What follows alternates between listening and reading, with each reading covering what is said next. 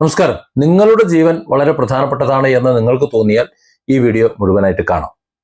നമ്മുടെ ജീവൻ രക്ഷപ്പെടുത്താൻ വേണ്ടിയിട്ട് നമ്മൾ ചികിത്സിക്കുന്നത്, പെട്ടെന്ന് രക്ഷപ്പെടാൻ വേണ്ടിയിട്ടാണ് വലിയ ആശുപത്രികൾ പോകുന്നത്. കാര്യം വലിയ അസുഖങ്ങളും വലിയ ആക്സിഡന്റോ മറ്റു കാര്യങ്ങളോ വന്നാൽ നമ്മൾ വലിയ ആശുപത്രി പോകും. കാര്യം അവിടെ ആകുമ്പോൾ എല്ലാ ചികിത്സയും ഒരുമിച്ച് കിട്ടും, എല്ലാ സൗകര്യങ്ങളും ഉണ്ടാകും, അങ്ങനെ നമ്മൾ പോകും. പക്ഷെ ഈ അടുത്ത കാലത്തായിട്ട് നമ്മൾ കാണുന്നത്, അത്തരം ആശുപത്രികൾ പോയി കഴിഞ്ഞാൽ അത് ചെറിയ രോഗത്തിന് പോയാൽ പോലും ചലനമറ്റ് തിരിച്ചു വരുന്ന സാഹചര്യമുണ്ട്. വലിയ ചികിത്സാ പിഴവ് സംഭവിക്കുന്നുണ്ട്. വലിയ ചികിത്സാ പിഴവ് ആശുപത്രികൾ കൈമലർത്തും. നമ്മുടെ നിയമവും അന്വേഷണ സംവിധാനങ്ങളും എല്ലാം അവർക്കൊപ്പം നിൽക്കുകയും ചെയ്യും. പൗരന്മാരായ നമുക്ക് ജീവന് യാതൊരു വിലയുമില്ല എന്ന് നമുക്കറിയാം. അതാണ് ഇപ്പോഴത്തെ നിലവിലുള്ള അവസ്ഥ. നമ്മളെ ആര് രക്ഷിക്കും എന്നറിയില്ല. കുറച്ച് കാര്യങ്ങൾ നിങ്ങളോട് പറയാനുണ്ട്. ജീവൻ രക്ഷിക്കാനുള്ള, വലിയ ആശുപത്രികളിൽ നിന്ന് ജീവൻ രക്ഷിക്കാനുള്ള ചില പൊടിക്കൈകളും ഈ വീഡിയോയിലുണ്ട്. ഇന്ന് വന്നിട്ടുള്ള ഒരു വാർത്ത, ഒരു ചെറിയ കല്ല് നീക്കാൻ സർജറി നടത്തിയതാണ്. അതിനുശേഷം മരണം സംഭവിച്ചു. അതായത് ചികിത്സാ പിഴവാണ് എന്ന് കുടുംബം പറയുന്നുണ്ട്. അത് നിഷേധിച്ച് ആശുപത്രിയും. കോഴിക്കോട് ജില്ലയിലെ ഉള്ളിയേർ സ്വദേശിയായിട്ടുള്ള 40-കാരി ബസ്സിനി, അവരുടെ മരണവുമായി ബന്ധപ്പെട്ടിട്ട് മലബാർ മെഡിക്കൽ കോളേജിനെതിരെ ഗുരുതര ചികിത്സാ പിഴവ് ആരോപിക്കുകയാണ് കുടുംബം. രംഗത്ത് എത്തിയിരിക്കുന്നത് അങ്ങനെയാണ്. കുടുംബത്തിന്റെ ആരോപണം അനുസരിച്ചാണെന്നുണ്ടെങ്കിൽ ഒരു കല്ല് നീക്കം ചെയ്യുന്നതിനാണ് ബസ്സിനെ ആശുപത്രിയിൽ പ്രവേശിപ്പിച്ചത്. സർജറിക്ക് ശേഷം ആരോഗ്യനില വഷളായി, അണുബാധ ഉണ്ടായി എന്ന് അവർ പറഞ്ഞു. പിന്നീട് ഗുരുതരാവസ്ഥയിലായപ്പോൾ മറ്റൊരു ആശുപത്രിയിലേക്ക് മാറ്റാൻ ആവശ്യപ്പെട്ടു. പക്ഷെ അതിന് ആശുപത്രികൾ അനുമതി നൽകിയില്ല. സംഭവത്തിൽ അത്തോളി പോലീസിനും സംസ്ഥാന ആരോഗ്യമന്ത്രിക്കുമൊക്കെ കുടുംബം പരാതി നൽകി കാത്തിരിക്കുകയാണ്. ആണ് പിന്നെ വന്നിട്ടുള്ള ഒരു വാർത്ത. മരണത്തിൽ സമഗ്ര അന്വേഷണം വേണം, ഉത്തരവാദികളായിട്ടവർക്കെതിരെ നടപടികൾ വേണം എന്നൊക്കെയാണ് കുടുംബത്തിന്റെ ആവശ്യം. പക്ഷെ കുടുംബത്തിന്റെ എല്ലാ ആരോപണങ്ങളും മലബാർ മെഡിക്കൽ കോളേജ് ആശുപത്രി അധികൃതർ നിഷേധിച്ചിട്ടുണ്ട്. ചികിത്സ അംഗീകൃത മെഡിക്കൽ മാനദണ്ഡങ്ങൾ പാലിച്ചാണ് നടത്തിയത് എന്നും ചികിത്സയിൽ വീഴ്ച ഒന്നും സംഭവിച്ചിട്ടില്ല എന്നും ആശുപത്രി പറയുന്നുമുണ്ട്. ആശുപത്രിയുടെ ഭാഗത്തു നിന്ന് ആവശ്യമായിട്ടുള്ള എല്ലാ രേഖകളും, ചികിത്സാ രേഖകളും മറ്റു വിശദീകരണങ്ങളും എല്ലാം ഏത് അന്വേഷണ ഏജൻസി വന്നു കഴിഞ്ഞാലും അവർക്ക് നൽകുമെന്നും അധികൃതർ അറിയിച്ചിട്ടുണ്ട്. ഏതായാലും അന്വേഷണം നടക്കുകയാണ്. അന്വേഷണം എങ്ങനെയാണ് നടക്കുന്നത് നമുക്കറിയില്ല. അന്വേഷണം അതിന്റെ വഴിക്ക് നടക്കട്ടെ. തൽക്കാലം അതിനെ നമ്മൾ കാത്തിരിക്കല്ലാതെ വേറെ മാർഗം ഇന്നത്തെ അവസ്ഥയിൽ നമുക്കില്ല. ചികിത്സാപ്പിഴവ് ഉണ്ടായിട്ടുണ്ടോ എന്ന അന്വേഷണം നടത്തി അത് പൂർത്തിയായാൽ മാത്രമേ നമുക്ക് ഔദ്യോഗികമായിട്ട് പറയാൻ പറ്റൂ. അതുകൊണ്ട് തന്നെ നിലവിൽ ഉയർന്നിരിക്കുന്ന ആരോപണങ്ങൾ തെളിയിക്കപ്പെട്ട വസ്തുക്കളല്ല. അന്വേഷണത്തിന്റെ അന്തിമ കണ്ടെത്തലുകൾക്കായിട്ട് നമുക്ക് കാത്തിരിക്കാം. ഇനി മറ്റു ചില കാര്യങ്ങൾ ഇതിനോടൊപ്പം ചേർത്ത് പറയാനുള്ളത്, നമ്മൾ വലിയ ആശുപത്രികളിലേക്ക് പോകുമ്പോൾ നമുക്ക് സംഭവിക്കാൻ സാധ്യതയുള്ള ചില കാര്യങ്ങൾ, അത് മലബാർ ഹോസ്പിറ്റലിൽ ഈ രോഗിയെ ഗുരുതരമായ അവസ്ഥയിൽ മറ്റൊരു ആശുപത്രിയിലേക്ക് നീക്കാൻ ആവശ്യപ്പെട്ടിട്ട് അതിനെ അനുവദിച്ചില്ല എന്ന് പറഞ്ഞപ്പോൾ ഓർമ്മ വന്ന ചില കാര്യങ്ങളാണ്. ഹെൽത്ത് ഇൻഷുറൻസ് എന്ന് പറയുന്ന ഒരു വലിയൊരു പരിപാടിയുണ്ട് ഇപ്പോൾ ഈ അടുത്ത കാലത്ത്. നമ്മൾ ചികിത്സാ ചെലവ് കുറയ്ക്കാൻ വേണ്ടിയിട്ട് സുരക്ഷിതമായി എന്തെങ്കിലും രോഗങ്ങൾ വന്നു കഴിഞ്ഞാൽ നമ്മൾ കുടുംബം എഴുതി വെക്കാണ്ടാത്ത ഒരു സാഹചര്യം ഉണ്ടാകാൻ വേണ്ടിയിട്ട് നമ്മൾ എടുക്കുന്നതാണ് ഹെൽത്ത് ഇൻഷുറൻസ്. അങ്ങനെ ഈ പ്രവേശിക്കപ്പെട്ട രോഗിക്ക്, ആശുപത്രിയിൽ പ്രവേശിക്കപ്പെട്ട രോഗിക്ക്, ഈ വൻകിട ആശുപത്രികളിൽ പ്രവേശിക്കപ്പെട്ട രോഗിക്ക് ഹെൽത്ത് ഇൻഷുറൻസ് ഉണ്ട് എന്ന ഒരൊറ്റ കാരണം കൊണ്ട് രോഗികളെ കറവ പശുക്കളായിട്ട് മാറ്റുന്ന ഒരു അറവുശാല പോലെയാണ് ഇപ്പോൾ വലിയ ആശുപത്രികൾ പലതും പ്രവർത്തിക്കുന്നതെന്ന് തോന്നിയിട്ടുണ്ട്. ഇൻഷുറൻസ് തുക തീരും വരെ ഒരു തടങ്കലിൽ നിന്നോണം അവിടെ കിടത്തി ചികിത്സിക്കും. അവർക്കറിയാം എത്ര ലക്ഷം രൂപ വരെ കിട്ടുമെന്നുള്ളത്. അതുവരെ ഇനി രോഗി രക്ഷപ്പെടില്ല എന്നുണ്ടെങ്കിലും അവിടെ അതിനുള്ള ചികിത്സ ഇല്ല എന്നുണ്ടെങ്കിലും അവരവിടെ കിടത്തി ചികിത്സിക്കും. ഇനി മരിച്ചു കഴിഞ്ഞാൽ വെന്റിലേറ്റർ ഇട്ട് വേണമെങ്കിലും നോക്കുമെന്ന് നമുക്ക് വേണമെങ്കിൽ ഒന്ന് അതിശയോക്തിപരമായിട്ട് നമുക്ക് പറയാം. ഏതായാലും ഇൻഷുറൻസിന്റെ പരിധി കഴിയുന്നത് വരെ രോഗിയെ മറ്റൊരു ഹോസ്പിറ്റലിലേക്കും അവർ വിടാതെ പിടിച്ചു വെച്ച് പരമാവധി സാമ്പത്തികമായിട്ട് പിഴിയും. ജീവൻ പോയ ശേഷമോ അല്ലെങ്കിൽ അവരുടെ ഇൻഷുറൻസ് തുക പരമാവധി ഊറ്റാനുള്ളത് കഴിഞ്ഞ ശേഷമോ പിന്നെ വേറെ ഏതെങ്കിലും ആശുപത്രിയിലേക്ക് മാറ്റിക്കൊള്ളാൻ പറയും. കാര്യം പിന്നെ അവർക്ക് പണം കിട്ടിക്കൊള്ളണമെന്നില്ല.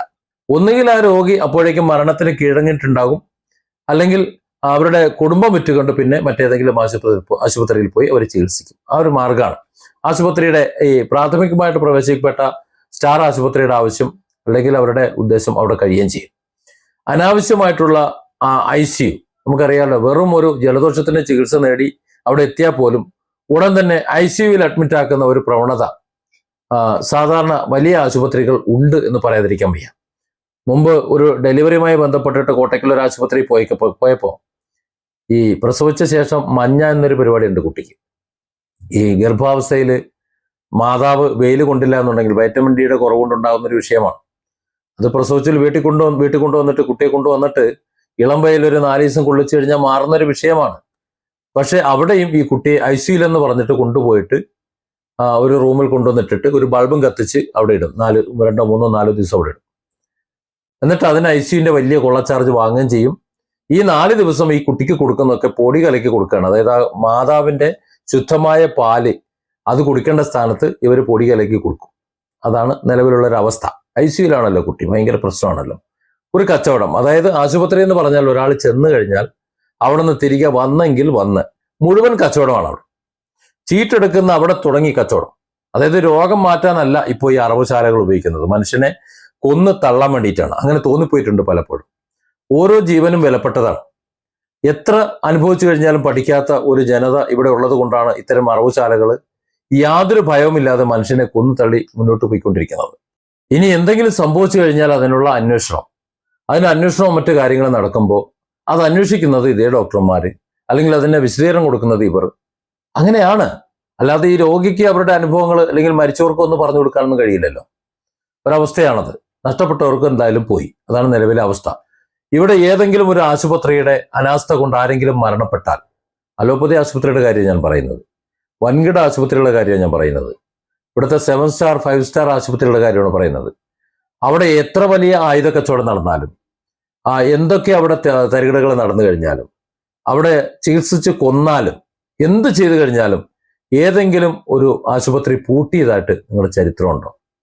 എന്നാൽ ആയുഷിന്റെ കീഴിൽ ഈ പറയുന്ന ആശുപത്രികൾ ചികിത്സിച്ച ശേഷം, അതായത് അലോപ്പതി എന്ന് പറയുന്ന കൊലോപ്പതി കൈയൊഴിഞ്ഞ ശേഷം, അല്ലാതെ ചികിത്സോപകത്തെ അല്ല ഞാൻ പറയുന്നത്, ഇതുപോലെയുള്ള കൊലയറകൾ കൈയൊഴിയുന്ന രോഗികൾ പിന്നെ ജീവിച്ചിരിക്കില്ല എന്ന് ഉറപ്പുള്ള ഒരു ഗതിയും പരഗതിയും ഇല്ലാത്തത് കൊണ്ട്, പിന്നെ ബില്ലടയ്ക്കാൻ നിവൃത്തിയില്ല എന്ന് കരുതുന്നത് കൊണ്ട് മാത്രം ഈ ആശുപത്രികൾ പുറംകാലിന് അടിച്ച് പുറത്താക്കുന്ന ആ രോഗികൾ, അവരെ ഏതെങ്കിലും വല്ല ആയുഷിന്റെ ഡോക്ടർ ആരെങ്കിലും എടുത്ത് ചികിത്സിച്ച്, വല്ല വൈദ്യനോ ആരെങ്കിലും ചികിത്സിച്ച് ഭേദപ്പെട്ടാൽ ഉടനെ വ്യാജ ചികിത്സ എന്ന് പറഞ്ഞ് മുന്നോട്ട് വരും. ഇനി ഇവർ കൈയൊഴിഞ്ഞ ഒരു പേഷ്യന്റ് അത്യാസന്ന നിലയിലാണ്, മണിക്കൂറുകൾ മാത്രം ആയുസ് പറഞ്ഞിട്ടുള്ള അവരെ ഒരു പക്ഷേ ഈ പറയുന്ന ആയുഷിന്റെ ആരുടെയെങ്കിലും വല്ല നാട്ടുവൈദ്യന്റെയോ അല്ലെങ്കിൽ ആയുർവേദക്കാരന്റെയോ ഹോമിയന്റെയോ വല്ല അക്യുപഞ്ചറിസ്റ്റിന്റെ ആരുടെയെങ്കിലും ആരായിക്കോട്ടെ, എന്തായാലും മരിക്കും. പിന്നെ അവസാനം ഒരു പരീക്ഷണം നടത്താമല്ലോ. ആ ഒരു പരീക്ഷണത്തിന് കൊണ്ടുപോയി അവിടെ മരണപ്പെട്ട് കഴിഞ്ഞാലും അവൻ അശാസ്ത്രീയവാദിയായി, അശാസ്ത്രീയ ചികിത്സയായി, എല്ലാമായി ഈ മരണം അവന്റെ പെരടിയിൽ കൊണ്ടുവന്ന് കെട്ടിവെച്ചു കൊടുക്കുകയും ചെയ്യും. അങ്ങനെ ഇതിനു മുമ്പ് സംഭവങ്ങൾ ഉണ്ടായിട്ടുണ്ട്, ഒരുപാട് സംഭവങ്ങൾ ഉണ്ടായിട്ടുണ്ട്. ഏതായാലും ഓരോ ജീവനും, നേരത്തെ പറഞ്ഞതുപോലെ ഓരോ ജീവനും വിലപ്പെട്ടതാണ്. നമ്മൾ എത്ര അനുഭവിച്ചു കഴിഞ്ഞാലും, എങ്ങനെയൊക്കെ അനുഭവിച്ചാലും പഠിക്കൂല. നമ്മുടെ സർക്കാർ, നമ്മുടെ ആരോഗ്യവകുപ്പ് നമ്മൾ സംരക്ഷിക്കുന്ന കരുതുന്നുണ്ട്. അതാണ് നിലവിലെ സ്ഥിതി എന്ന് പറയുന്നത്. നമ്മുടെ ഈ സർക്കാർ, ഈ VD സതീശൻ സർക്കാരായാലും കഴിഞ്ഞുപോയ പിണറായി സർക്കാരായാലും ജനങ്ങളോടൊപ്പം ആയിരുന്നു എന്നുണ്ടെങ്കിൽ ഈ അലോപ്പതിയെ മാത്രം ഇങ്ങനെ പിടിച്ചോണ്ട് പോകില്ല. ഓരോ ചികിത്സയ്ക്കും ഓരോ രീതിയുണ്ട്. ഇപ്പോൾ വരുന്ന പനിയുടെ സീസണാണ്, വൈറൽ പനിയാണ്. ഇപ്പോൾ ചുമ വന്നിട്ടുണ്ട്, നിങ്ങൾക്കറിയാമല്ലോ. ഈ അടുത്ത കാലത്ത് ഒരു 2-3 മാസമായിട്ട് കേരളം മുഴുവൻ ചുമച്ച് ചാകുകയാണ്. ഈ അലോപ്പതി ആശുപത്രിയിൽ എവിടെയെങ്കിലും പോയിട്ട് ഭേദപ്പെട്ടിട്ടുണ്ടോ? ഇല്ല, ഭേദപ്പെടില്ല. അത് ക്രമേണ കുറഞ്ഞു തീർന്നു എന്നല്ലാതെ കുറെ കഫ പരിശോധനയും അതും ഇതും നടത്തി എന്നുള്ളത് മാറിയിട്ടില്ല. കാരണം അത് വൈറലാണ്. ഇപ്പുറത്ത് ഹോമിയോ മരുന്നൊക്കെ കഴിച്ചിട്ടുള്ളത് 2, 3, 4 ദിവസം കൊണ്ട് മാറിയിട്ടുണ്ട്. ഇപ്പൊ എനിക്കൊക്കെ ആ ചുമ വന്നതാണ്. 3 ദിവസം പേര് ഞാൻ പറയുന്നത്, മരുന്നിന്റെ പേര് പറയുന്നില്ല. ഇനിയിപ്പോ ഒരു ചികിത്സ നടത്തിയെന്ന് പറഞ്ഞിട്ട് ഒച്ചവിളിനായിട്ട് ഉണ്ടാക്കുന്നത് നിങ്ങൾക്ക് അറിയാവുന്നത് തന്നെയാണ്. എന്നെ വിളിച്ചു കഴിഞ്ഞാൽ ഞാൻ പറഞ്ഞുതരുകയും ചെയ്യാം. ഈ ഒരു വലിയൊരു പ്രതിസന്ധി അനുഭവിക്കുന്നവരുണ്ടെങ്കിൽ ഒരു നല്ലൊരു ഹോമിയോ ഡോക്ടറെ പോയി കണ്ടു കഴിഞ്ഞാൽ അവരിത് പറഞ്ഞു തരും. അവരുടെ നിർദ്ദേശപ്രകാരം മരുന്ന് കഴിച്ചാൽ മാറും. 3 ദിവസം കൊണ്ട് മാറും. അതാണ്, ചില ചികിത്സകൾ ചിലതിലേ ഉള്ളൂ, മറ്റു ചില ചികിത്സകൾ ചിലതിലേ ഉള്ളൂ. ഒരു ആക്സിഡന്റ് സംഭവിച്ചു കഴിഞ്ഞാൽ ഇന്നത്തെ അവസ്ഥയിൽ നമുക്ക് ഇതുപോലുള്ള ആശുപത്രികളെ ശരണമുള്ളൂ. പക്ഷെ ഈ ആശുപത്രികളും ഏത് ആതുരാലയങ്ങളായാലും ജീവൻ രക്ഷിക്കാൻ വേണ്ടിയിട്ടായിരിക്കണം. അല്ലാതെ അവരെ കൊലവിളിച്ച് അവരുടെ ഉള്ളതെല്ലാം പിടിച്ചുപറിച്ച് അവസാനം അവരെ വലിച്ചെറിയാൻ വേണ്ടിയിട്ടുള്ളതാകരുത്. Different angles. Don't forget to subscribe and support this channel.